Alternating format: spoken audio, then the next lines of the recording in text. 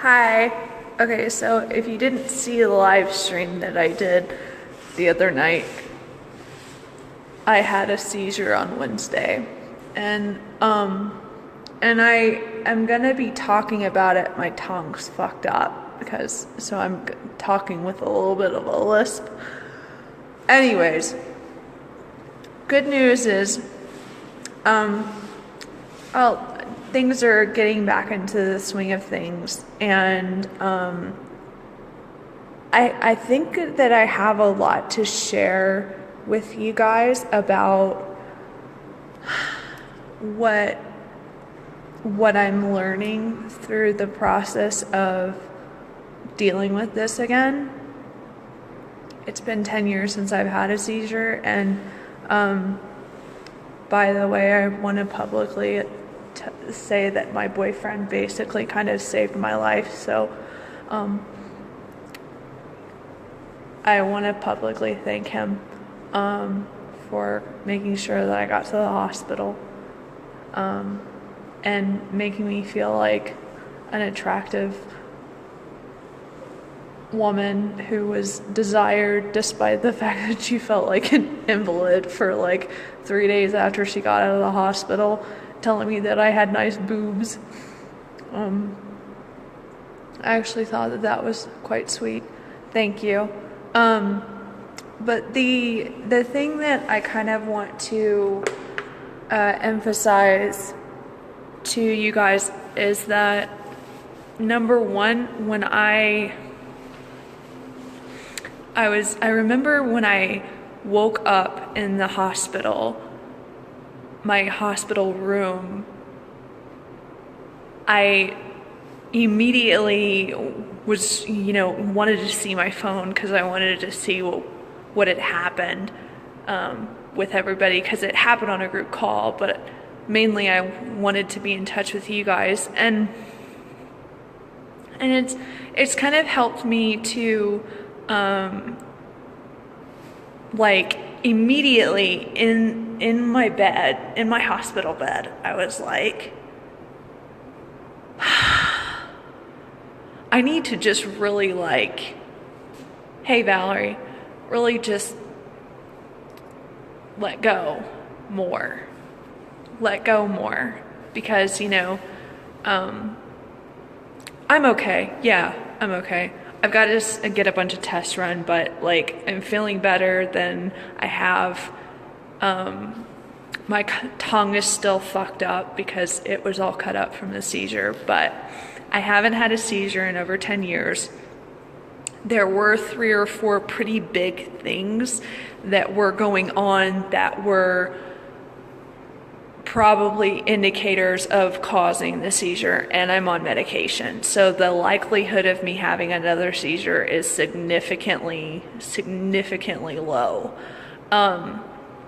And I used to have them when I was a kid, and it's always kind of been in the back of my mind, despite the fact that I haven't had one in 10 years. And I think that it really is possibly, thank you. I appreciate all healing and prayers. You need one of those dogs that can, that would be fun. But I really think that we're going to actually get to the bottom of, it.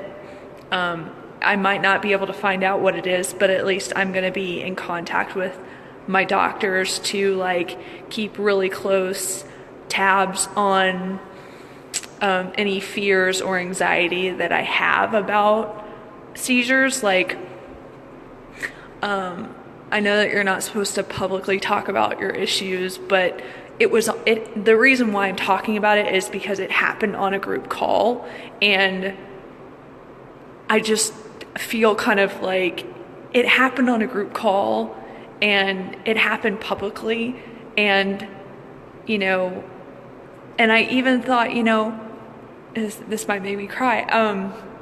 When I was laying in that hospital bed, I was like, maybe I'm supposed to write a movie about epilepsy. Who knows? And so we all struggle with this kind of shit. And, but part of the reason 95% of my anxiety comes from fears of having a seizure, because my anxiety manifests as getting lightheaded and spacey. And that's what happened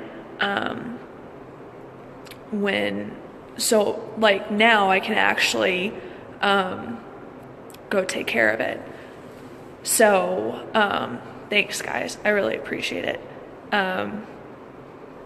Yeah, it is scary, and I felt bad. I mean, like, I cried 4 or 5 different times because of how bad I felt about what the girls were going through, being on the other end of the line, not knowing what the hell was going on. I'm glad I'm okay too, and I have a feeling that this is like, we're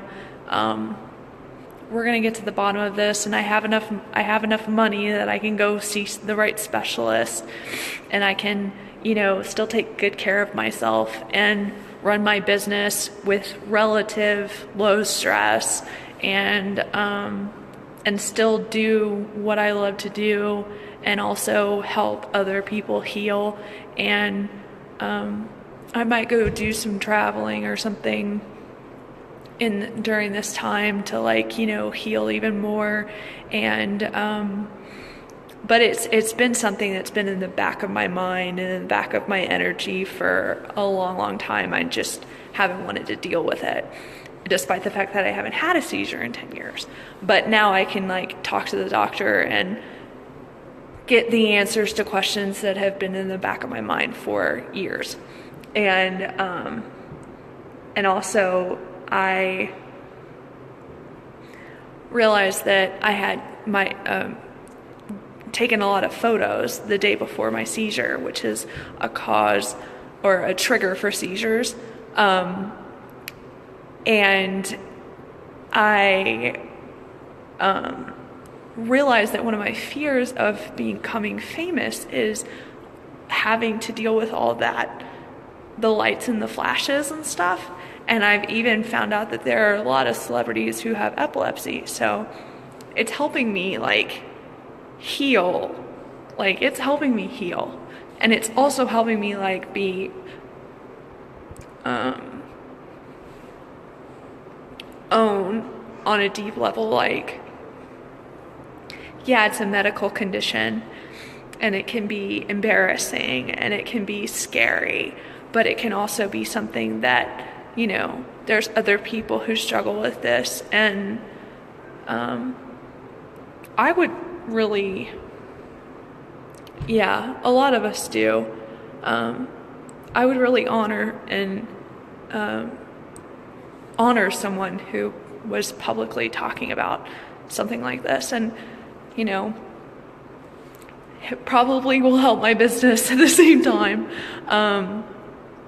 Yeah, it might be an infection. I have a parasite. But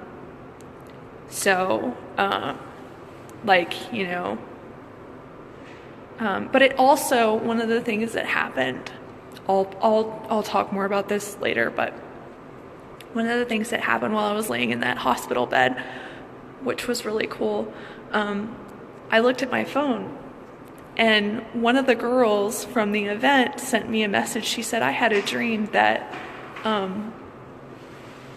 you did a comedy sketch routine, and your video went to 1 million views. And I thought about it, and I was like, this needs to be written into a movie about a girl who has epilepsy, who suffers with a neurological issue, but is a mindset coach. And I just thought that would be, hell, I might just go travel for a little while and write that screenplay. But yeah, so the other good news is that I've gotten back into the swing of things of helping my girls, and it's helping me to feel better, and it's helping me to not necessarily forget about what's going on, but also to cope and deal with this. And I worked with my tapping coach, and we did some work around the fact that it was a trauma, and because it was a trauma. But another good thing is that there's been a ton of research and a ton of things that have been, I don't know how to say it, studies done that have gotten a lot of more information. There's actual seizure specialists that you can go to. There's also, I had my mom's gynecologist, I think I said this already, but just in case. My mom's gynecologist said that he thought that the reason I was having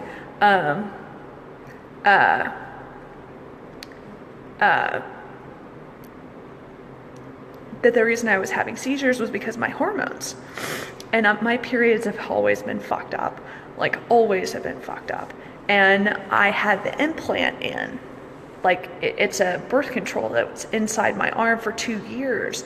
And I got it taken out because I was having I just was like, you can have really long periods with the implant in. And so I got it taken out, and I was on my second period. Like, I literally started my second period, and I had a bunch of pictures taken. And there was one other thing that happened, but like, it was like 2 or 3 different things that were going on that it was like, boom. Yeah. And so, but the cool news is that there's doctors called neuroendocrinologists that are like neurologists, like brain doctors, that specialize in hormone studies. So like, I think I'm gonna go see that. And also, Rich has said that I snore quite a bit, and that I have noticed that like I'll sleep for 8 to 10 hours and I'll still be exhausted. So and my dad has sleep apnea. So, and another one of my triggers for seizures, whenever I've had a seizure, is I haven't been getting adequate rest, or I'm just like really stressed out and I'm not getting adequate rest. So I'm gonna go get a sleep study done. So it's a lot, but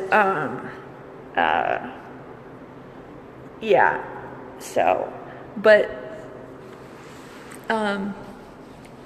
as far as like, how does this help me to be a better mindset coach? I thought about it, because at first I didn't really want to think about it, because I was like, and then I thought about it, and I was kind of like, you know what? It might actually make me a better mindset coach, because I'm gonna have to deal with my getting as structured as possible so that I can run my business as low stress as possible and be as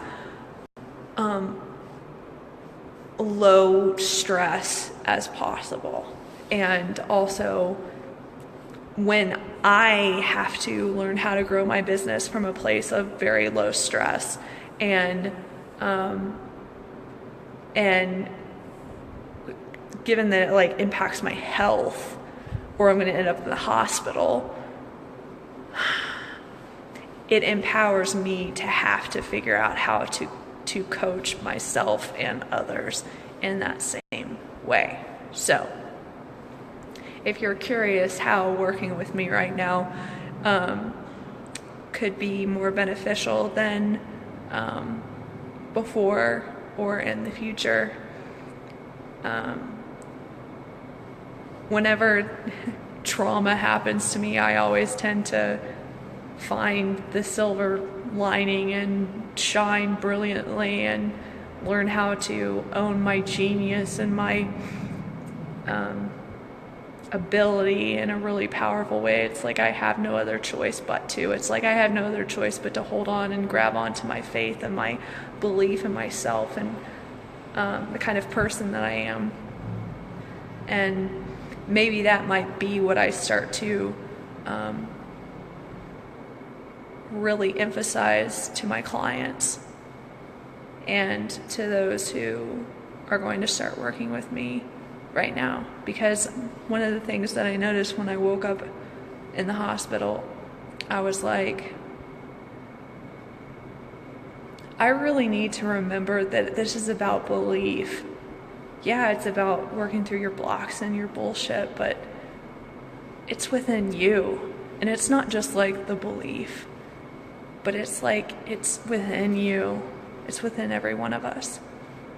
And when we can access that, when we can tap into that, and sometimes we have to learn how to access that by having to experience trauma. Not necessarily saying that you need to experience trauma, but I learned how to experience it through trauma.